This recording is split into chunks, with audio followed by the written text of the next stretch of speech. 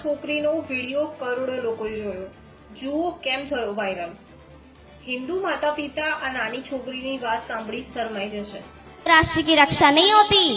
आज शर्तें रख दी जाती है, जब रिश्ते देखने आते हैं तब बेटी की माँ कहती है मेरी बेटी खाना बनाना नहीं जानती, मेरी बेटी का खाना बनाना नहीं आता। तो बेटे की माँ कहती है कि कोई बात नहीं, 6 महीने सिखा देना, सीख जाएगी खुद। ऐसे थोड़ी ना होती है राष्ट्र की रक्षा। हमें अपना खाना बनाने में लज्जा महसूस होती है, अपना पहनावा पहनने में शर्म महसूस होती है, अपनी भाषा बोलने में शर्म आती है हमें। और जिन्होंने इस राष्ट्र में नींव बनकर कार्य किया उस ऋषि दयानंद का नाम लेने में हमें शर्म आती है। फिर कैसे होगी राष्ट्र की भक्ति? अरे दूसरी जाति के लोग में जब बच्चा 3 साल का होता है तब उसे मजहब की शिक्षा दी जाती है। क्यों?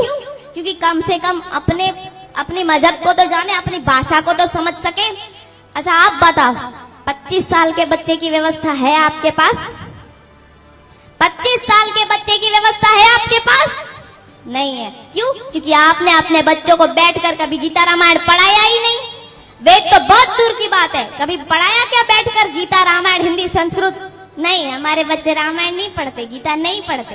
अरे बच्चों तो बहुत दूर की बात है। यहाँ पर बैठे अधिकतर लोग जिन्होंने रामायण और गीता को केवल दूर से ही देखा है। फिर होगी राष्ट्र की भक्ति? राष्ट्र का निर्माण फिर कैसे होगा? होगा क्या? अच्छा ठीक है। फिर अर्जुन ने अपने राष्ट्र के निर्माण के लिए शस्त्र उठाए थे, अधर्मियों का नाश किया। जो जो अधर्म के मार्ग पे थे उनको सबका नाश किया उस धर्मी लोगों ने। अर्जुन ने फिर शस्त्र उठाए और फिर क्या कहते हैं अर्जुन को योगेश्वर श्री कृष्ण जी? यशोचन वसोस्वम प्रज्ञावादश्च भाषसे गतासु न गतासुश्च नानु सोचन्ति पंडिता। हे अर्जुन, ये देह तो जैसे इस देह में लड़कपन, जवानी, बुढ़ापा, देह तो बदलता रहता, शरीर की दशा बदलती रहती है, किंतु देह वही का वही रहता है। इसलिए तू शोक मत कर और युद्ध के लिए खड़ा हो जा। इसीलिए मैं कहती हूँ कि इतिहास पढ़ाना बच्चों को बहुत आवश्यक है कि नहीं? अच्छा, महाराणा प्रताप का नाम सुना होगा आप में से। महाराणा प्रताप नाम सुना है?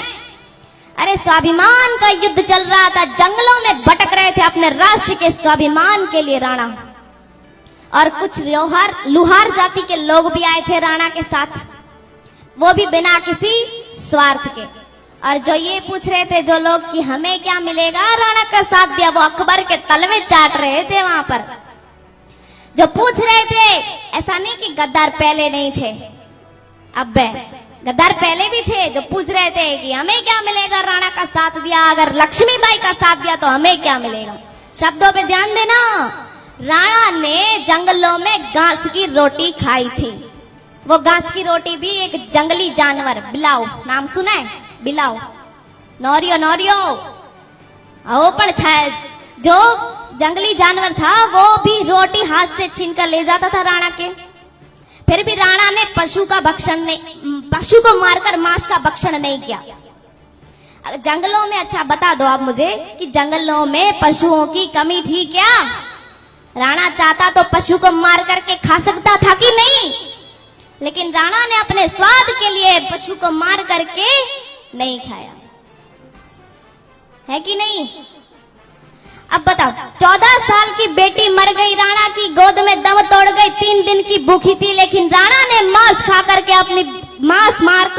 पशु को मार करके मांस नहीं खिलाया अपनी बेटी को। 14 साल की बेटी थी राणा की, मर गई गोद में वो भूख से, 3 दिन की भूखी थी। और आज जरा ईमानदारी से बता देना, हमारे दरवाजों के अंदर लिखा रहता है कि गर्व से कहो हम हिंदू हैं। आज उन हिंदुओं के घरों में ऐसी कौन सी आफत आ गई है जो मांस खा रहे हैं? अब तो ऐसी परिस्थितियां भी नहीं है जो मांस खाना पड़ रहा है इन्हें, है कि नहीं? अरे हमारे नौजवानों को भड़काया जा रहा है। और ये जो नौजवान है वो सब जिम में जाते हैं ना, उनके घर पे इतनी बड़ी बड़ी अंडों की ट्रे आती है कि नहीं आती? कपिल जैसे खिलाड़ी, राहुल द्रविड़ जैसे खिलाड़ी आज ये टीवी पे एडवर्टाइज करते हैं कि संडे हो या मंडे रोज खाओ अंडे। अरे जिन्हें पद्मश्री से सम्मानित किया जाता है, अजय देवगन जैसे, शाहरुख खान जैसे, ये टीवी पे बोलते हैं केसर का दम। શું તમે આ છોકરીની વાત સાથે સંમત છો?